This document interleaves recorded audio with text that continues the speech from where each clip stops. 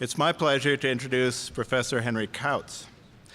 In his career, Professor Kautz has combined research and leadership positions in industry with work at leading academic institutions, including the University of Rochester, where he is now chair of computer science. He's also current president of the American Association for Artificial Intelligence, the leading professional society in that field. A sidelight, he holds a degree in creative writing as well as degrees in computer science, and he's bridged these fields by writing limericks about artificial intelligence research. And if you're interested, you can find these on his website. They're really good as limericks, but they also make really interesting comments about artificial intelligence research. So I hope that'll be a teaser for many of you. As we will hear, much of Professor Kautz's recent work aims at creating advanced computer systems that will enhance the quality of life of people with cognitive disabilities. So please welcome Henry Kautz. Thank you. Thank you. So in today's talk, I'll be focusing particularly on a kind of assistive technology that I like to call assisted cognition systems. So the vision of assisted cognition systems being pursued by not only my group, but many of the researchers who are associated with this RARC, are computer systems that improve the independence and well-being of people with cognitive disabilities by understanding their behavior from sensor data, using this understanding to actively prompt, warn, and advise, or alert caregivers as necessary. The foundation of this growing area of research comes from work in pervasive sensing. For example, using sensors that can detect movement, location, object manipulation, or physiology. Each year these sensors get cheaper and easier to deploy. They may be worn on the user. They may be a common consumer device like a cell phone, or they may be embedded in the environment.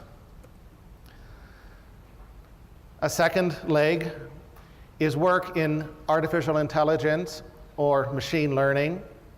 How do we model everyday life? How do we design systems that adapt to an individual's behavior and goals? And of course, the final important part is human-computer interaction, because we need to design systems that keep the focus on the user and that, of course, are easy to use. So today I'll talk about two projects that I've been involved with, one on designing an adaptive wayfinding system for cognitively impaired users. The second is more recent work on creating a context-aware task prompting system. And finally, if I have time, I'd like to conclude with a few comments on general challenges for research on assisted cognition systems, or in general, technology for cognitive disability. So let me begin with the first project. This is a collaboration recently concluded between University of Washington Computer Science, and the name Alan Liu is highlighted because this is his PhD thesis work. Professor Gaetano Borriello, well known in pervasive computing circles. Myself, I was at University of Washington when this project began. And people in University of Washington Rehabilitation Medicine, the group headed by Kurt Johnson. So as many or most of us here know, there are many wayfinding difficulties that face people with cognitive disabilities. So for example, we might have a subject, Alice, who doesn't go to new places by herself because even with practice, she has trouble remembering directions. You might have another client who gets lost easily and is unable to use a map effectively to orient himself and to figure out where to go. Or we might have a client, Carol, who takes a regular route between home and work, but one day a road along that route is closed. Okay? So either perhaps she's driving, but perhaps she's on foot or taking public transportation, and they go in a different direction. And she doesn't know how to adapt in a timely fashion. Commercial GPS systems have been a great boon, particularly for those of us who have some mild cognitive impairment. However, why aren't they the complete solution? Well, they generally provide one-size-fits-all route planning. You're going to find the route that minimizes the time or distance when driving. Some of them say they'll minimize distance and time when walking, but often the walking routes they find are really just along highways. They have a one-size-fits-all presentation of directions, a map, and turn-by-turn directions. The directions may be spoken aloud, but still it's essentially go straight, turn left, turn right. Perhaps you'll have the street names. One thing we wanted to understand is what makes a route safe and easy to follow by a cognitively impaired user. Now, as we all know in this field, there's a central research challenge that comes up in essentially every project. Individuals with cognitive impairments can have vastly different abilities and disabilities. So the well-worn phrase, we're designing for a universe of one. However, as researchers, our challenge is to what extent can we uncover common features that lie behind many different successful solutions? And then how can we incorporate these features into a general system that adapts to the user? So here's the research path that this particular project went along. It began with some formative usability studies where we studied direction following capabilities and priorities with potential users using prototypes out in the real world. Now these prototypes, of course, because we had not yet built the fully automated next generation wayfinding systems, they were Wizard of Oz type systems. They had a nice interface. They were being controlled remotely by a human. These formative usability studies suggested that landmark-based directions were particularly good for many users. So I'll describe some work on incorporating landmarks into wayfinding and how we tried to balance cognitive effort with encouraging the user to maintain attention to the environment. And finally, I'll describe some work on modeling individual variation and a general framework, again, described at a very high level, for generating customized and adaptable directions. So as I mentioned, in our formative studies, we had studies both indoors and outdoors for wayfinding using various generations of a Wizard of Oz system. So client would have a device that'd be interacting with a PDA or cell phone. There'd be a researcher watching them, made sure that they were safe, collecting data about their movement. There'd be another researcher who would be driving the wayfinding system. Okay. Well, as you expected, we found a wide variation in user preferences and expectations and directions. Some really preferred images. Relative minority preferred audio. Text was acceptable, again, for many users if it was large enough. Some users could handle more complex directions than others, and there was differences in preferences of timing. How long how many seconds, for example, before an intersection or a crosswalk should you give the prompt to be looking out for that crosswalk. However, it was clear, one of the general things we discovered is that the attention demand for turn-by-turn directions, particularly for this kind of navigation on foot, was problematic. People are looking at the device, they're not paying attention to their environment, they're getting confused. We also experimented in these formative studies with landmark-based directions. So we'd put up a photograph of an object and say, move towards this object. And those seem to be much more successful, again, not for all uses, but for most. So we decided to look more at landmark-based directions. So that in the second phase of the work, again, we developed our next prototype system that would be able to provide prompts, either traditional turn-by-turn prompts or landmark-based directions, with the goals of encouraging attention to the world. They would seem to naturally orient the user in space towards that object. And there was some evidence from literature and psychology and a sociology that people tend to think in terms of landmark-based directions. Well, we wanted to know, though, what are features of good landmarks? These features would be things like how visually distinctive they are, how close they are. Are you going to be moving directly towards the landmark? Are you going to be, let's say, following a path, keeping a landmark at some angle to you? Perhaps you could have a direction move between these two landmarks. So there's lots of different variations. And a landmark could be anything from a traffic light, a stop sign, a building, a piece of sculpture, and so on. So again, we did some studies with participants who had a variety of causes, but who all had great difficulty in wayfinding on foot. So we had patients with TBI, stroke, multiple sclerosis, and developmental disability.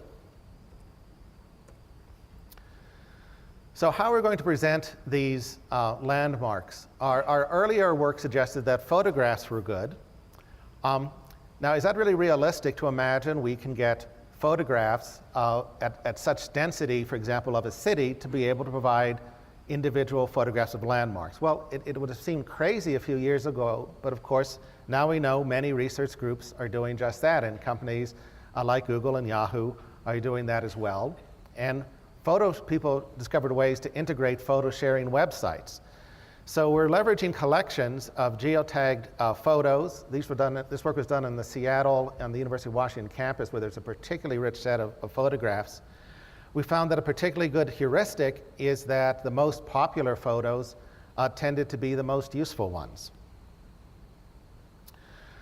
However, even then, the photographs still might be hard to match up to the user's position. So there was also work on saying, how can we augment or modify these photos to make them more closely match the user's perspective? So on the bottom are just some different ways you might use a photograph to present a landmark, ranging from a satellite image, very much just like an ordinary map, to just a regular photograph taken from the collection on which we've overlaid a directional arrow. And the third, we've tried to make it less confusing by warping the image so that arrow is more straight ahead in front of the user.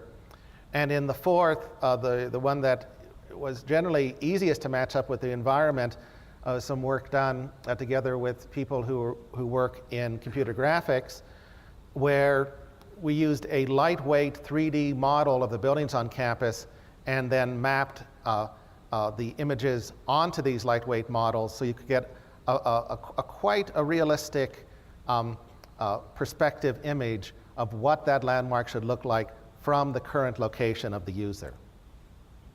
So what are some of the results from these studies?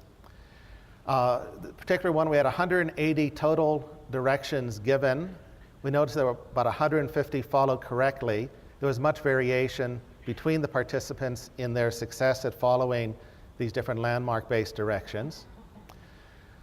The landmarks directions that are most generally successful were those that were in perspective, as we hoped and expected, that were landmarks that were not too terribly distant. So a building, that was 50 yards away was much better landmark than one that you could see but was a quarter mile across town. And when your movement was simply aligned with the path, so moving towards the landmark as opposed to moving like along the side of a landmark. Another general finding is that making turns in relation to a landmark seem to require more cognitive effort. So if a statement like "go left at this building," that actually seemed to have a slightly higher error rate than simply saying a traditional thing, "now turn left," delivered right at the time when you reach the intersection, which suggests that perhaps turn-based directions really should be user-centric, referring always to the user's left and right, as opposed to talking about the left and right sides of buildings, non-user centric. So these studies showed how to create a wayfinding system that was usually better for most users, but it was still far from optimal for many users. So we then wanted to go on to say, can we design a system that does a better job of adapting to the individual user? So the viewpoint we took was looking at adaptation as a kind of optimization problem.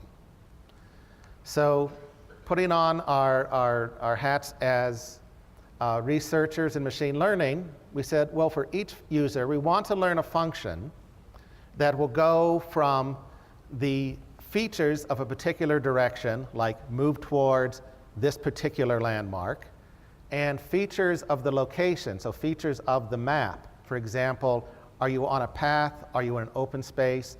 If you're nearing an intersection, how many different paths intersect at that intersection? Learning a function from that to the probability that that particular user will be successful in following that direction, okay? If we could learn that function, then generating directions would correspond to finding an optimal solution to a sequential decision problem, what technically would be called a Markov decision process. Okay, so how are we going to do that? We could say, well, we look at our data. We've been running these studies. So for the users, we know where they've followed the directions correctly, where they followed them incorrectly. We look at the different features when they were doing things right, when they're doing things wrong. We count up the numbers, we get the probabilities. One problem, however, was we could never have enough user-specific training data.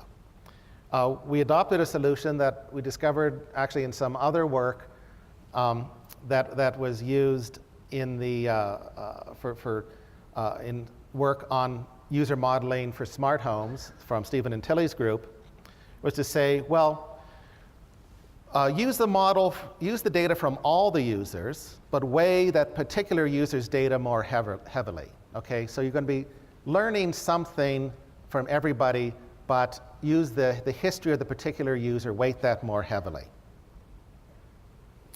So we had a small adaptation study. We had 5 participants who had coming back from our earlier studies. And we compared their performance on following routes that were generated using just a generic model, that is, the best possible decision theoretic route we could come up with, where we just combined all of the data from all of the users equally to a personalized model that weighed their particular past experience more heavily. Now, I wish I could say that, gee, we knocked it out of the ball out of the park and we proved 100% this works. We ended up essentially with a qualitative result. Personalized routes considered easier. I'm afraid, as I mentioned, one of the challenges of this kind of work is, again, we need larger, longer studies to quantify the significance, and we hope that that will happen in the future, near future. So, but in summary, I think some of the merits of these study was, well, first, to study wayfinding with real potential users, looking at the range of abilities and preferences and informing the technological requirements. I think we came up with some very interesting ways of using landmarks and presenting landmarks effectively. And at least we have a proof of concept of automatic adaptation that, I said, that overcame some of these data scarcity issues. Okay, so that is the first piece of work I wanted to talk about. And now I'd like to move on to some work that is very much in progress. So this is work that largely is not yet published. We're basically too busy, implementing things to write any papers. So we're working on creating a context-aware daily schedule and daily task prompting systems. And some of the partners in this group are attention control systems, and many of you are familiar with the PEAT system. It was one of the pioneering daily planners for people with cognitive disabilities, and the company run by Rich Levinson. My own group, University of Rochester. We're also working with researchers at the VA Palo Alto, in particular Dr. Harriet Zeiner. And finally, I won't although I won't be talking about her contribution to this project, Professor at UC Santa Cruz, Beth Ann Hockey, who works on speech interfaces. But again, I won't be talking about speech aspects. I'm going to introduce this with a recent news clip that talks first about the PEAT system in general, so the original system from attention control system, and then starts to hint about some of the work we're doing right now. Then I'll go into more detail about that. Some medical news now. A new device is helping thousands of veterans from Iraq and Afghanistan cope with an invisible wound of war. While surgeons have repaired their bodies, the struggle now is to treat their minds. I can't remember the blast and everything like that. We first met Jason Poole while he was being treated for severe injuries from a roadside bomb in Iraq. And while doctors at the Palo Alto VA have repaired much of the damage to his head and body, his brain is a much more difficult challenge. I have like the worst memory, and it's just, it's crappy. Jason is working on his memory and cognitive skills with therapist Harriet Kautz. But even before he arrives at her office, he has another advisor to help him keep that appointment. If Dr. Z is ready, turn on the recording. If she's late, press wait. This is PEAT, short for Planning and Execution Assistant Trainer. The system is built into a smartphone, and it's helping veterans and other traumatic brain injury patients function from day to day. But it plays, it's just like, well, you have to go to Dr. Zainer's right now, and then I'm like, oh yeah. The software technology was created at NASA Ames Research Center to help crews running the Mars rover make quicker decisions. Then engineer Rich Levinson had an idea. When I realized that it's also applicable to people with brain injury and other cognitive impairments. They started with a specialized day planner, which adjusts to unexpected changes. In this case, an appointment that runs late at the bank. Please sign your check and also add the account number. Are you done at the bank? Beside keeping track of names, faces, and appointments, new versions of the device will also monitor a patient's movements and behavior. Rich's team is getting ready to install sensors in Jason's apartment, which will relay information via wireless signals to the phone. Refrigerator is open. Refrigerator is closed. And we can tell, for example, what room they're in, whether they're eating breakfast an hour earlier than they were scheduled, and make the adjustments on the fly. The ultimate goal is to add biosensors, which will alert therapists of spikes in blood pressure or other signs a patient is becoming overwhelmed. Jason's therapist says it's part of an evolving strategy at the VA to help veterans suffering from head trauma. I think what the VA is learning to do is what do you have to do in the real world to help the individual function in the family. Jason believes the extra help is already making a difference. Makes me the brain injury into a normal person. Now, the team hopes to have those new sensors installed in Jason's apartment as early as next month. We will keep you updated on their progress. Okay, so just to summarize, so PEAT is this handheld-based scheduling and queuing system for persons with executive function impairment. It's been out for quite a number of years, over 10 years, from attention control systems, with prompts to start and end tasks, and it provides some automatic assistance for task rescheduling by reasoning about deadlines, durations, and priorities between tasks. However, a disadvantage of the current PEAT system, as well as essentially and generally most other prompting systems, is they require some input from the user whenever a task begins or ends. Now, the cost of this use may discourage users to continue using the device. Furthermore, the prompts then can become out of sync. So if the user self-initiates a task before the prompt comes, okay, the prompt will still come. The user maybe has already completed the task and it's prompting them now to do it again, okay? So self-initiation is actually punished. The system then encourages dependency. And finally, the current system doesn't support contingent prompts. So for example, reminding the user to take her walker when she goes outside, okay, not just constantly reminding her to do it under any circumstances. Or if we have a walk scheduled at a particular time. So our goal then is to integrate sensing and prompting, using this information from sensors to improve prompting. And again, I don't claim that this is an original goal. I know many of you in the audience are working on exactly this, this same issue. So what do we do? In terms of sensors, we determine the user's current activity from home automation, motion sensors, and GPS, together with information about the objects the user is handling. So in prior years, I believe, you've heard presentations about the work coming out of Intel Research Seattle, where we have a RFID reader in the form of a bracelet, and that's the current model right there. We can easily put, in an afternoon, hundreds of RFID tags on both fixed and movable objects in a user's home. The bracelet notices whenever the user is moving an object, and that data is transmitted then to the system to help determine the activity. The final piece of information used to tell what the person is doing is the schedule of expected activities, right? So activities that are scheduled are more likely to be recognized than activities that are not scheduled.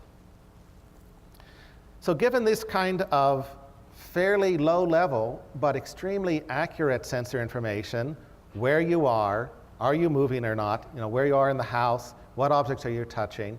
Again, previous work by a number of researchers at Intel, MIT, University of Washington, and other places have shown that fairly simple kinds of probabilistic reasoning systems can determine can distinguish between a dozen or more activities with accuracy in the high 90%. So our goal then is a context-aware version of PEAT. We have not yet come up with a great acronym for that. The R&D is funded by grants from DARPA, the Office of Defense, and NIH. Platform is an Android cell phone, and so this is just a high-level architecture picture. The main piece of software runs on the cell phone. It accesses internal sensors, the GPS and cell phone accelerometer.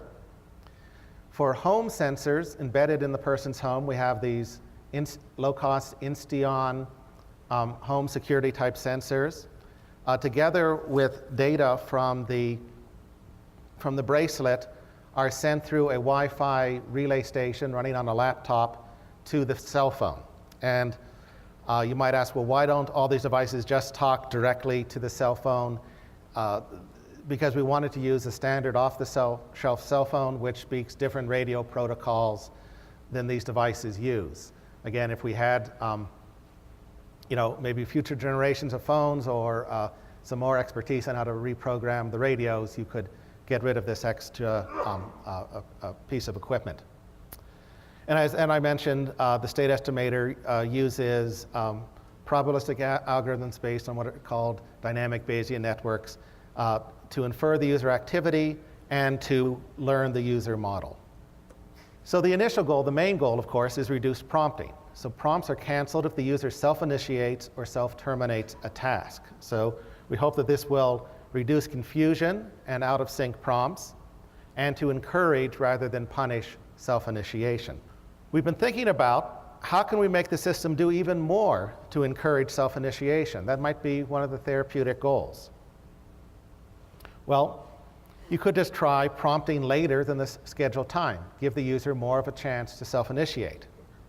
However, if the prompt is too late and the user doesn't self-initiate, then the task will fail. So the question comes up, what is the optimal time for the system to prompt? And it turns out not to be totally trivial, because you also have to consider that maybe the person won't respond to the first prompt, and you might have to prompt a second time, okay? And so it becomes a little bit of a small mathematical problem to figure out the optimal prompting time.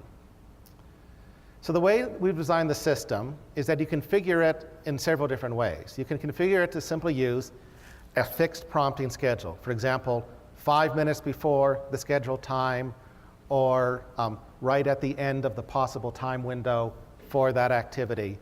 So that would be a case where the caregiver or therapist has a particular schedule that they want to use for prompting. Or you could ask the system to generate an adaptive schedule. How's that done? The caregiver would specify a reward associated with successful task completion and with user self-initiation of a task.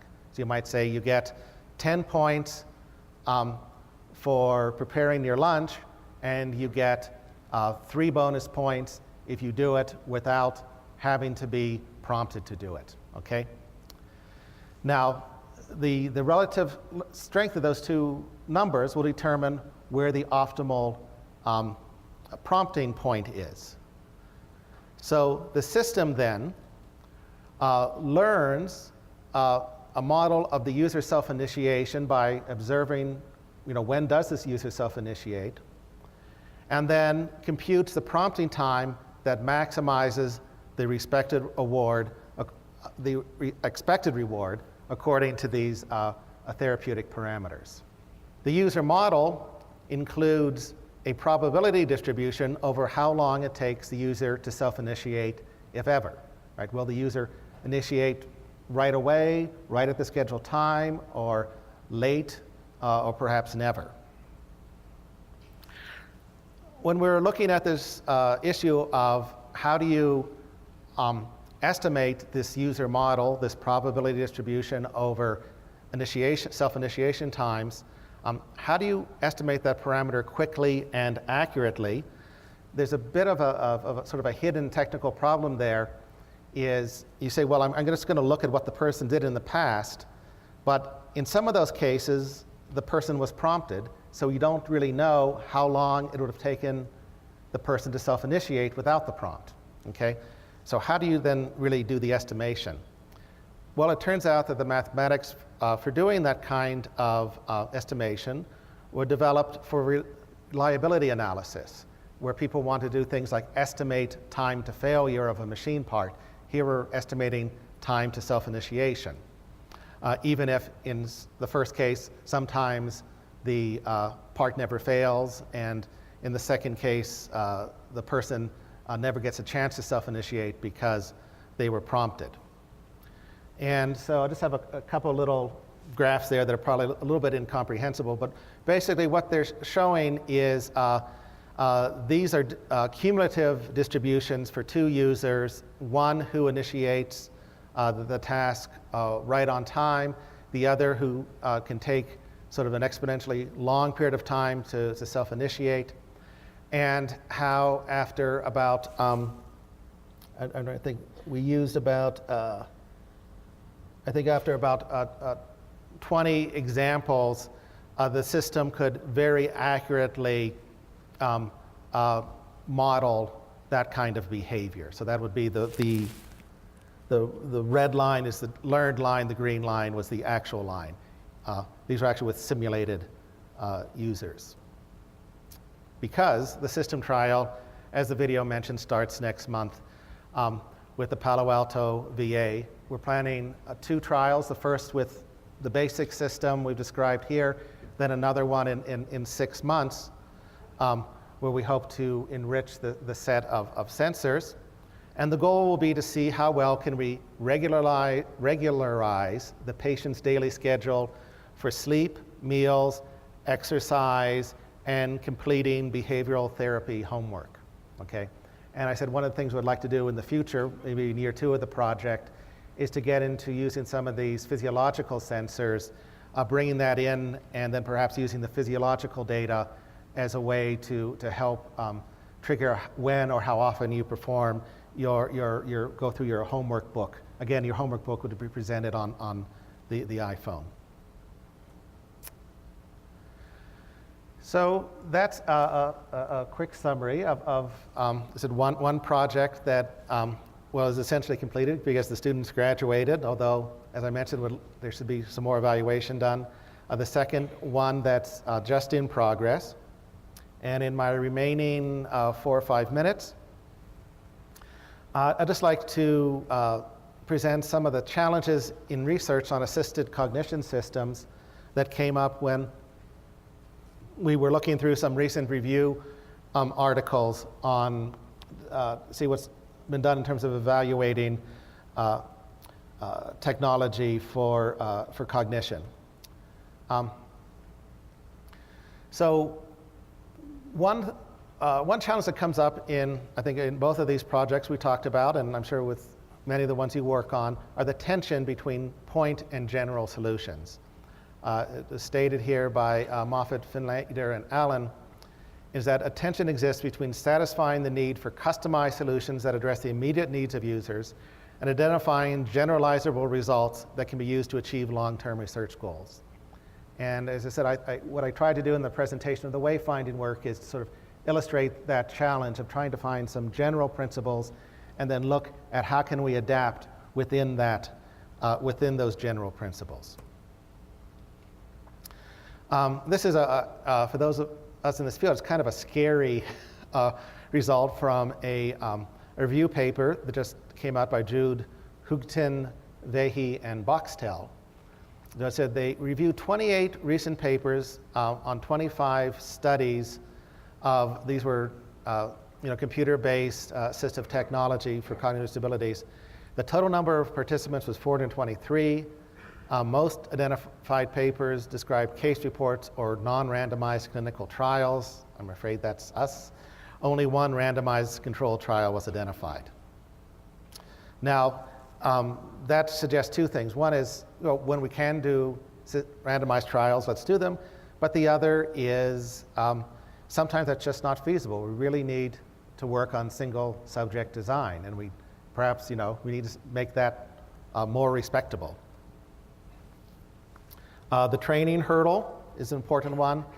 Again, from that paper, the studies show that the exact amount of time spent on training varied from 30 minutes up to 9 hours. So if you're going to have someone spend 9 hours to get benefit out of a system, they better get a lot of benefit out of it.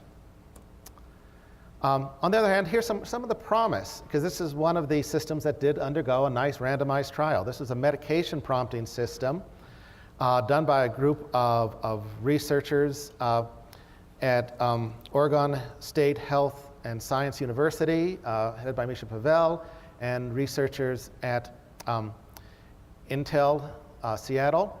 So a context-aware medication prompting system. It said the conclusion of this paper was, the context-based prompting resulted in a significantly better adherence, 92.3%, as compared to simple time-based prompts, 73.5%, or no prompts, 68.1% conditions. And then it actually has the significance there. In addition, subjects had better adherence in the morning than the evening. We have shown in this study that a system that generates reminders at an opportune time to take the medication significantly improves adherence. So this is certainly good news for all of us, who believe in this vision. Well, at least for medication prompting, it looks like we have some pretty darn solid results. However, I'd like to also mention one of the common pitfalls, and this is about a different home medication prompting system. And it said the participant was building a mental model of how the system behaved, and his model did not map well onto the behavior of the system. The problem was especially pronounced when an activity was not detected properly. So again, this ties in kind of directly to the work we're doing right now with this task prompter. The participant further admitted to changing his behavior in order to fool the system. But since he didn't understand how it worked, this behavior was counterproductive. Okay. So again, this is the real pitfall, is by, we're putting in all this sophisticated technology, we're going to use your activity to make the prompts more optimal, but then system errors can start to get propagated, and the user starts to compensate for the system errors, but they compensate in the wrong direction, and maybe would have been better off with something much simpler. And I think that's exactly my time is up. Thank you.